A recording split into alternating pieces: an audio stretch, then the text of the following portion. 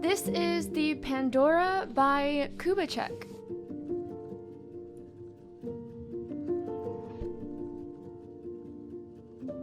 It's a premium 60% keyboard that features a pour-on gasket mount and a 10-degree typing angle. That's an angle.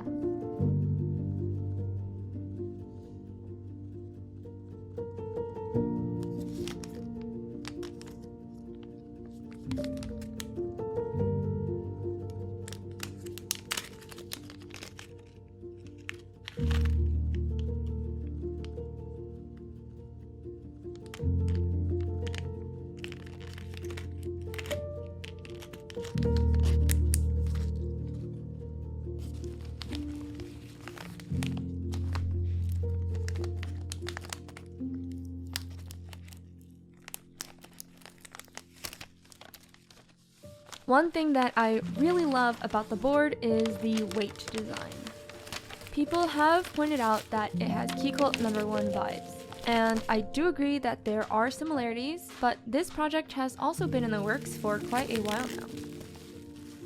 The designer has also reached out to Keycult to clear any conflicts.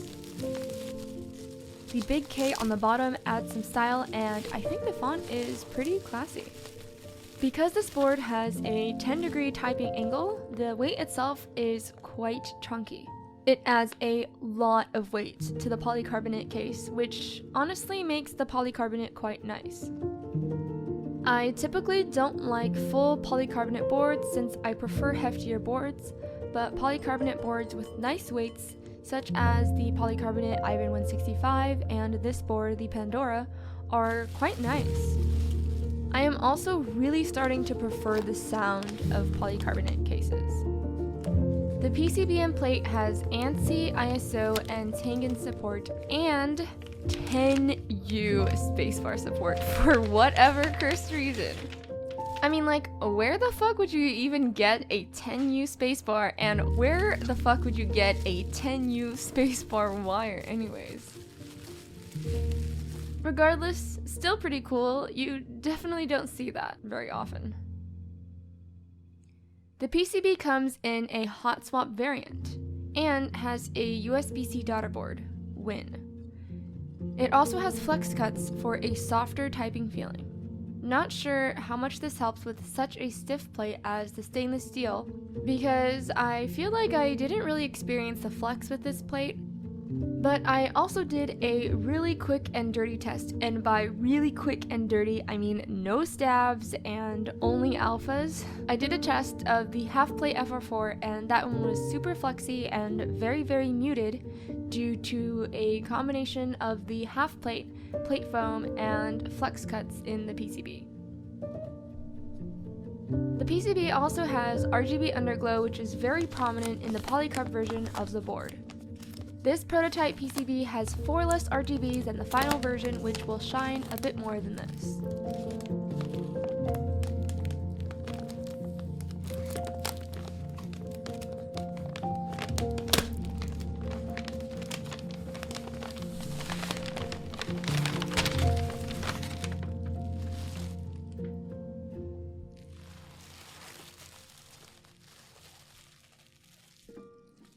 The board will be available in aluminum with either anodization or e-coat finish, or a beautiful dyed polycarbonate like this prototype board. I believe the polycarbonate is dyed in some sort of polymer dye bath. I've never seen a pink polycarbonate this pretty before. Very excited for it. The accent pieces, including the weights, will be available in either polished or PVD-coated stainless steel or brass.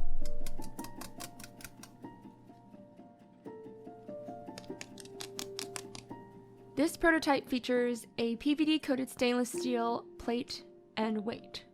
The PVD finish is actually so nice that I first believed that it was the polished version. I think it's super pretty. I am a huge fan of PVD. Shiny is life, except on your ABS keycaps. Two features on this board that I don't see very often is a USB 2.0 hub and a rotary encoder. The encoder, it clicks, which sounds awesome, and it also has a little tiny engraved rose on it. I love little details like this.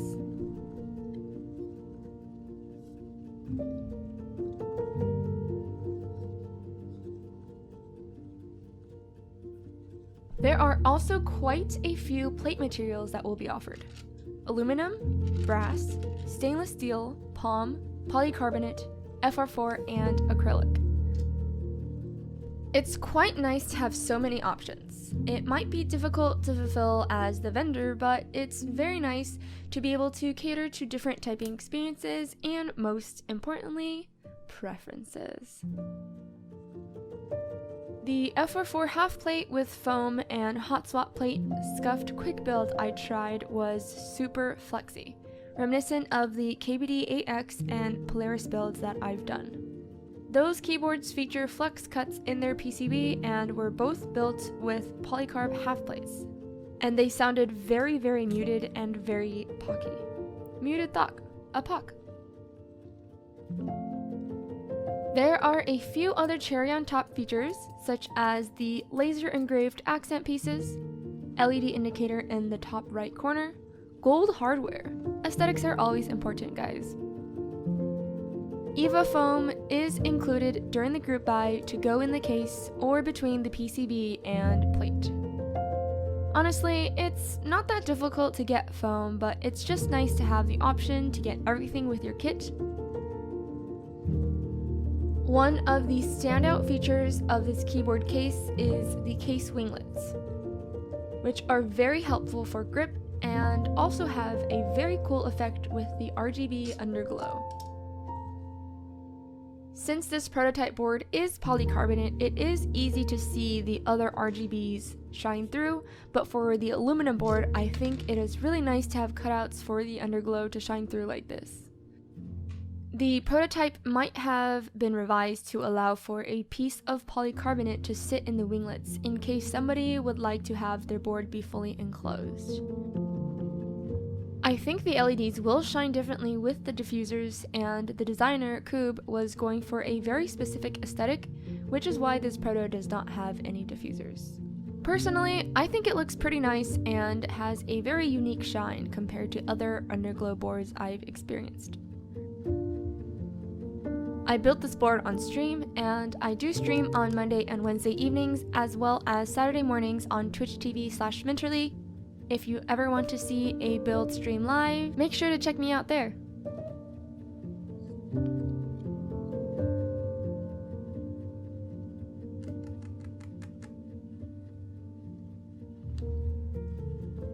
There are a few things that I am concerned about that I have raised to Koob, some of which are specifically related to the polycarb version.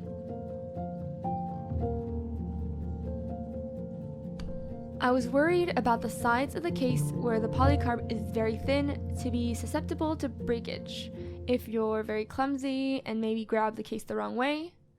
Koob has actually, before me even raising these concerns to him, have upped the thickness of the parts on the bottom.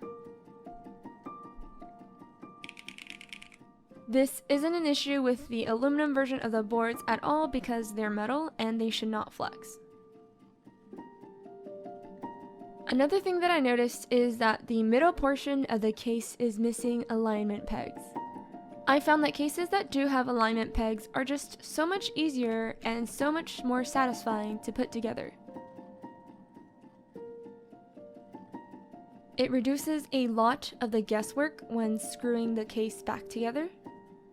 Like, is it really actually aligned? No. Let me just quickly fondle the side of the keyboard case to see if I can feel the seam.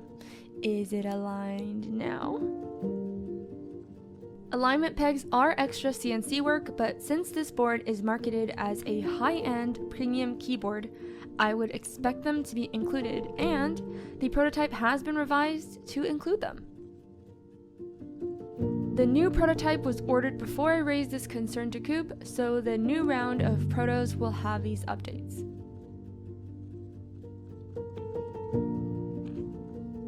One last thing I noticed is that along the sides of the case, the polycarb does tend to flex in a little bit. Again, not an issue with the aluminum cases, and no one should really be pressing the sides of their case. I just noticed it when grabbing the keyboard and realized the middle layer was flexing in a bit and thought I should just mention. This is the first stainless steel build that I've personally worked with, and I am pleasantly surprised by the results. I had heard from others that stainless steel is pretty high-pitched, and Koob was actually worried that I would not like the sound of this board.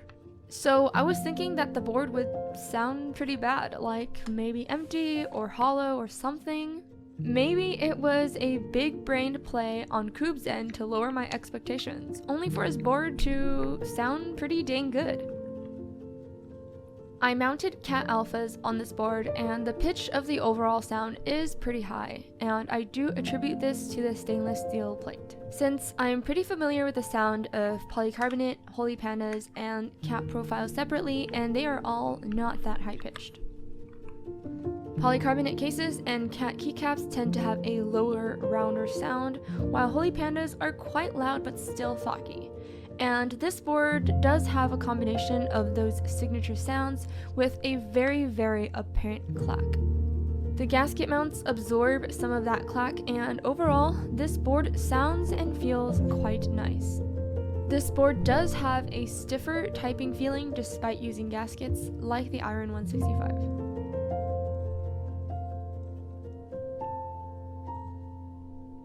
I think my perfect combination of the Pandora would be an FR4 plate with no plate foam and case foam instead. I'll do a quick type test to showcase cat keycaps on holy pandas on stainless steel, and I will be releasing a longer video on Wednesday showcasing more keycap profiles.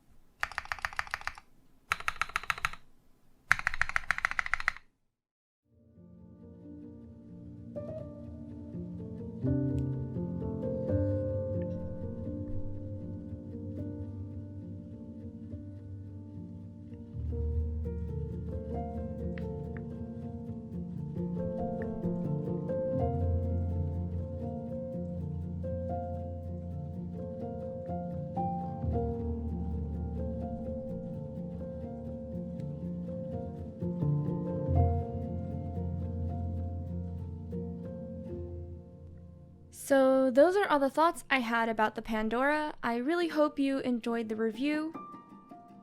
If there's anything I could do better elaborating on, please let me know. Or feel free to come ask any questions during my Twitch streams. Anyways, please take care and see you next time.